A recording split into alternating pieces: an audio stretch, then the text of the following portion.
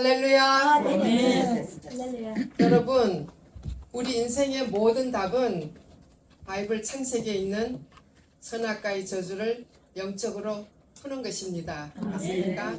아멘. 1년 전 고목사님께서 한국에서 40명의 목사님들과 가나안의 나눔을 가지고 오셨을 때 목사님들 한 분 한 분의 얼굴이 어찌나 밝고 환한지 지금도 기억이 생생합니다.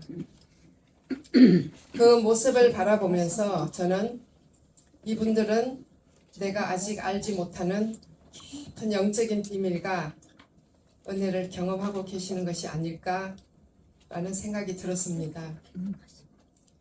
단순히 밝은 표정만 아니라 그분들의 모습 속에 참 평안과 기쁨이 그대로 나타나 있는 것 같아 참으로 놀랍고 경이로웠습니다.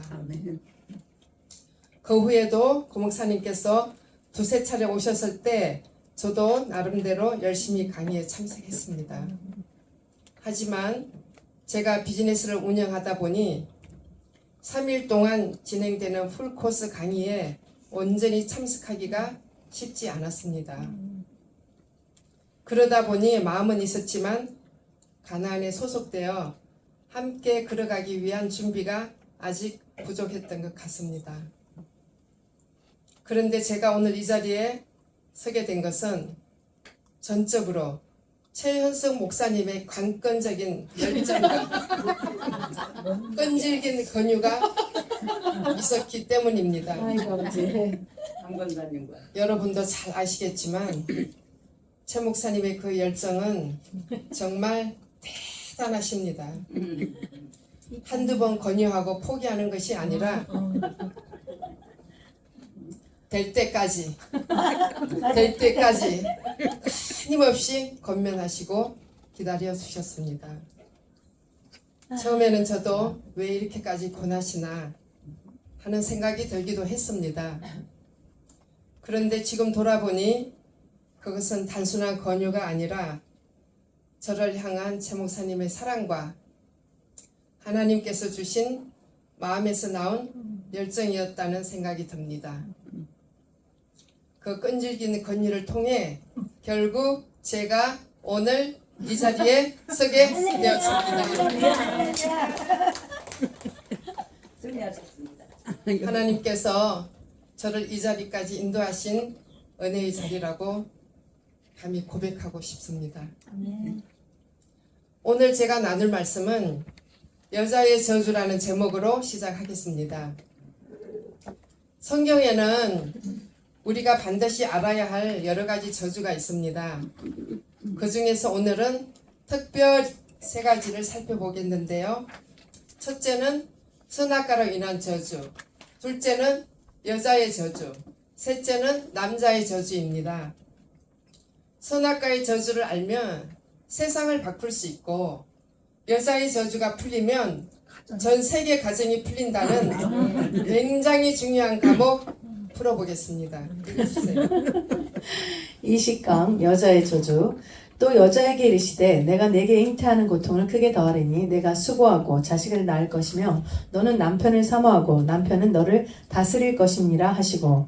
일반적 해석 사모하고 태슈카 슈쿠 무엇을 쫓다 원하다에서 파생된 말로 위로하다 위례하다 기대다 란 뜻.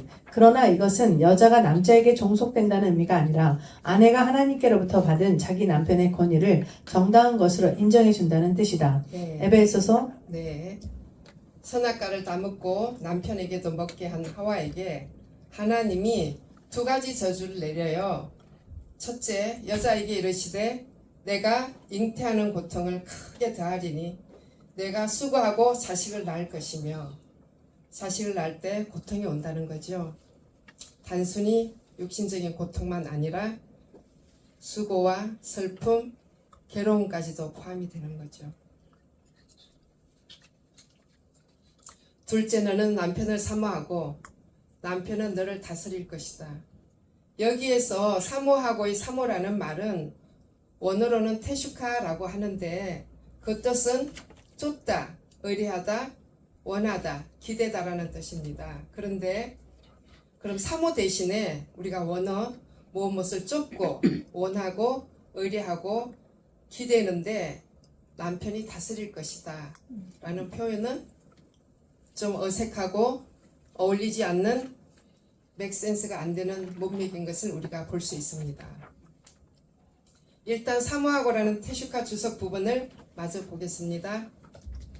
에베소서 5장 22절 23절 아내들이여 자기 남편에게 복종하기를 주께 하듯 하라. 이는 남편이 아내의 머리됨이 그리스도께서 교회의 머리된 것 같음이니 그가 친히 몸의 구주시니라. 이 말씀을 보면 여자가 범죄하지 않았다면 잉태하는 고통이 없이 자녀를 생산할 뻔하였다. 그뿐 아니라 그는 남편에게 종속되지도 않을 뻔하였다. 네, 맞습니다. 여자가 범죄하지 않았더라면 이 세상 모든 여자들은 잉태하는 고통 대신 아마도 빵긋 웃으면서 자녀를 생산했을 것입니다. 아내들이 남편에게 무엇을 쫓고 의뢰하고 기대라는 의미로 이런 것을 해주었으면 좋겠다라는 단어를 아주 나이스한 표현으로 사모라고 표현을 했어요. 그런데 사모하는데 남편이 종속시켜버려요. 남편을 머리됨으로 여기는데 종속시켜버려요. 너무 이상하지 않습니까? 그럼 우리 영어 성경을 한번 보겠습니다. 영적 해석 Genesis 3:16 CEV Then the Lord said to woman, You will suffer terribly when you give birth, but you will still desire your husband, and he will rule over you. 그때 주께서 여성에게 말했다. 당신이 충생을 줄 때 당신은 지독하게 고생할 것이다. 그러나 당신은 아직도 당신의 남편에게 요구할 것이다. 그리고 그는 당신을 지배할 것이다. 네, 영어 성경에는 사모한다는 대신에 요구한다로 해석을 했어요. 자, 그럼 공동 번역 개정판은 어떻게 해석이 되었나 보겠습니다. 그리고 여자에게는 이렇게 말씀하셨다. 너는 아기를 낳을 때 몹시 고생하리라. 고생하지 않고는 아기를 낳지 못하리라. 남편을 마음대로 주부리고 싶겠지만 도리어 남편의 손아귀에 들리라. 네, 여기서는 의뢰하다, 기댄다 정도가 아니라 주무르고 싶다는 거예요. 남편을 여자가 주무리려고 하는데 도리어 남편이 손아귀에 든다는 거예요. 그럼 이제 새 번역에서는 더 노골적으로 표현을 하고 있어요. 번역이 어떻게 되었나 봅시다. 여자에게는 이렇게 말씀하셨다. 내가 너에게 임신하는 고통을 크게 더할 것이니 너는 고통을 겪으며 자식을 낳을 것이다. 내가 남편을 지배하려고 해도 남편이 너를 다스릴 것이다. 네, 여기 새 번역에서는 아주 노골적으로 요구도 아니고 주무르다 정도가 아니라 지배해 버리려고 한다는 거예요. 누가 여자들이. 그런데 이 아내들이 남편을 막 지배하려고 하는데 하나님이가 어떤 저주를 내렸냐 하면 종속되게 만들어요. 그러니까 지금까지 한글 개역, 영어 성경, 공동 번역 개정판 세 번역에서 사모하고를 여러 가지 다른 표현으로 해석한 것을 우리가 볼 수 있어요. 그런데 아내가 남편을 사모를 하든 의리하고 원하고 기대든 요구를 하든 주무리려고 하든 지배를 해버리려고 하든 하나님께서 아내를 남편에게 종속되게 만들었다는 것입니다. 자, 이것이 무슨 말인지 한번 보겠습니다.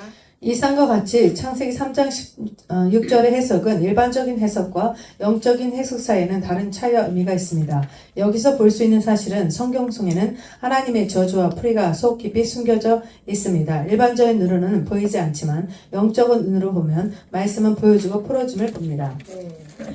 그러니까 우리가 성경을 읽어도 말씀이 이해가 안 된 것은 그냥 선악과를 따먹었어. 하나님이 아담과 하와에게 저주를 내렸대. 그리고 원죄는 단순히 불순종한 것으로만 간접적으로 대부분의 사람들이 알고 있었잖아요.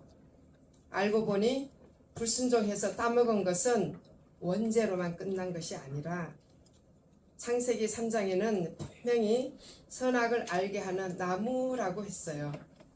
그 따먹은 것으로 끝났어요. 선악을 알게 됐어요. 선악을 알게 됐어요. 지금 우리가 선이 무엇인지 악이 무엇인지 아는 것은 축복이에요, 저주예요. 저주입니다. 저주에 걸려 있는데 선악을 구분하는 것을 아주 당연히 여기고 살아왔던 것입니다. 지금까지도. 그러니까 우리가 성경을 해석해 보면 선악을 알게 하는 나무라고 나와 있고 또 종합 주석에도 온통 다 선악을 알게 됐다고 학자들이 써놓은 걸 볼 수 있습니다. 이것이 단순히 불순종만 아니라 선악을 알게 됐다는 이거는요, 이 선악과 하나만 갖고도 세상을 바꿀 수 있어요. You know why? 왜냐고요?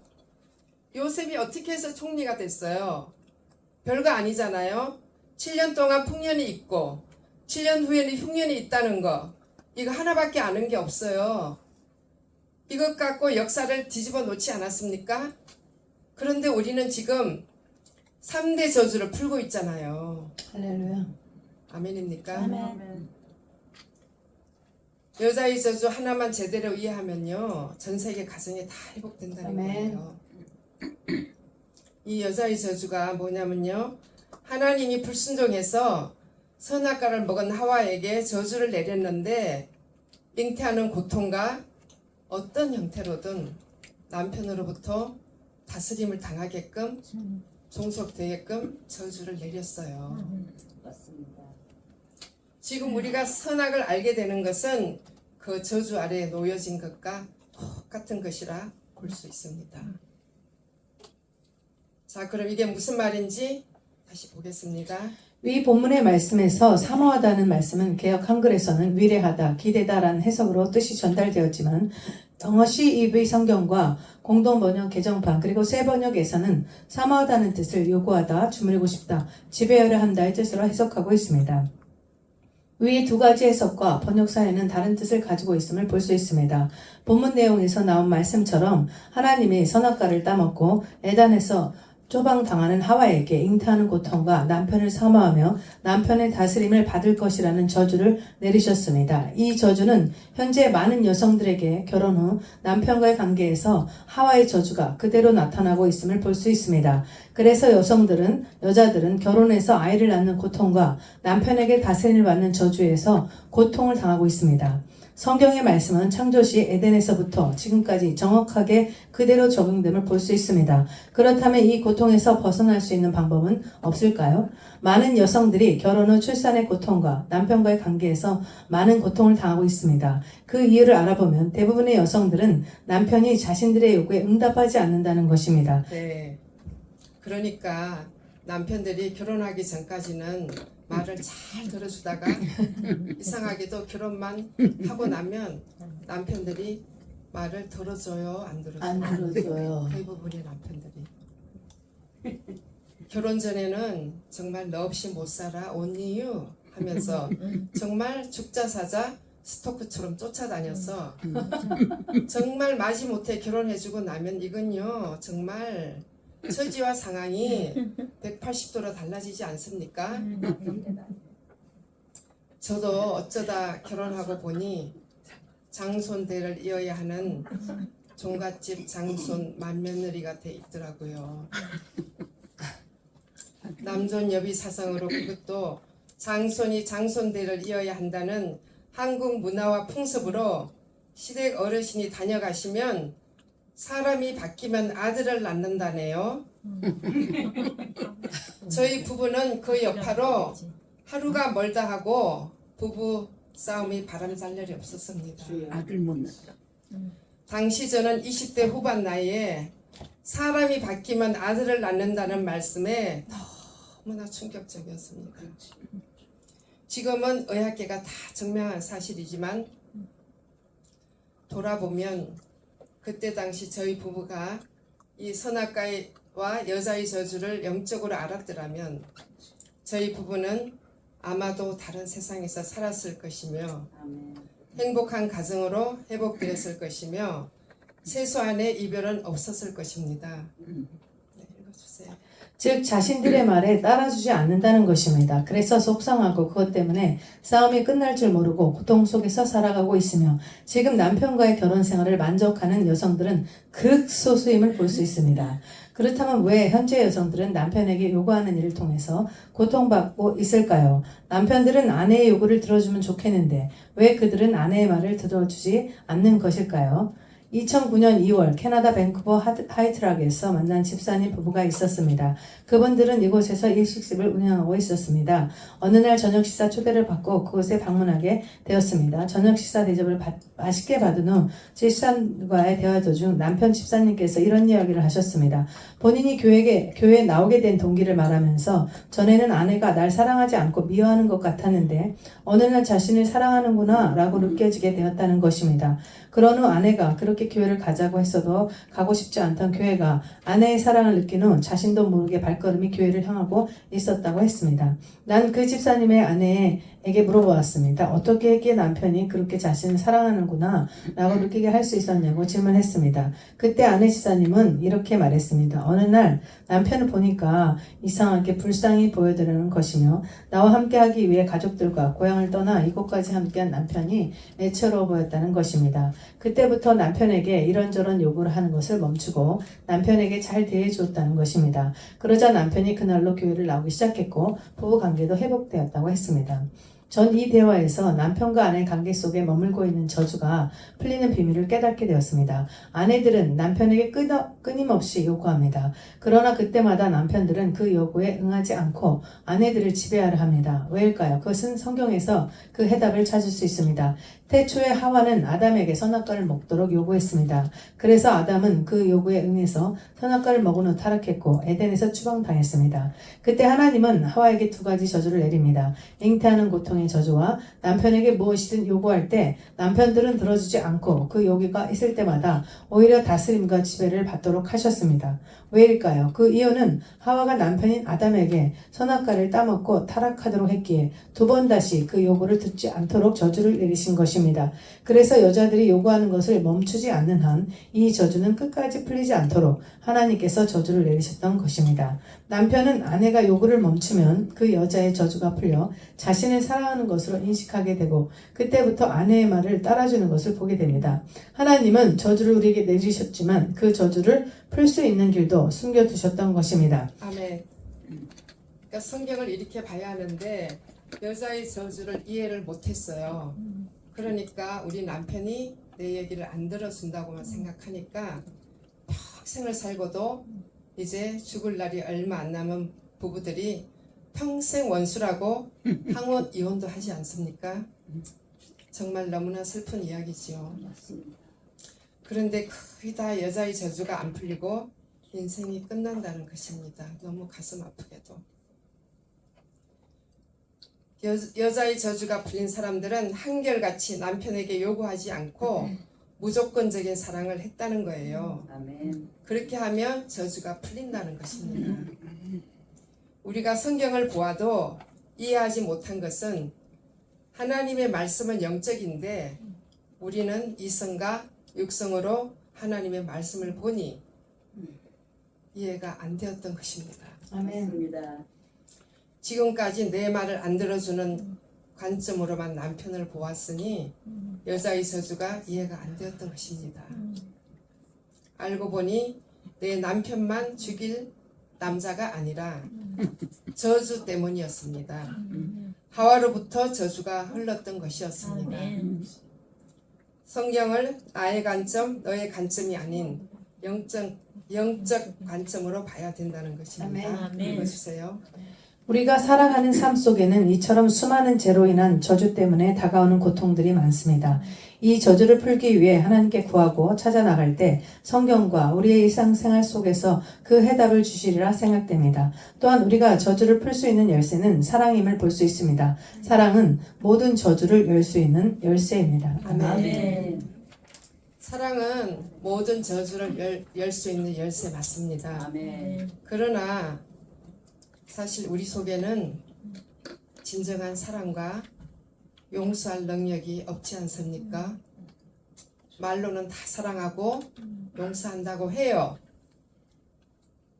그 사랑의 열쇠는 나의 모든 저주를 다 짊어지고 십자가에서 피 흘려 한목저물이 되어 다 해결해 주신 그 사랑을 뼛속까지 깨달을 때 진정한 사랑의 열쇠가 될 것입니다.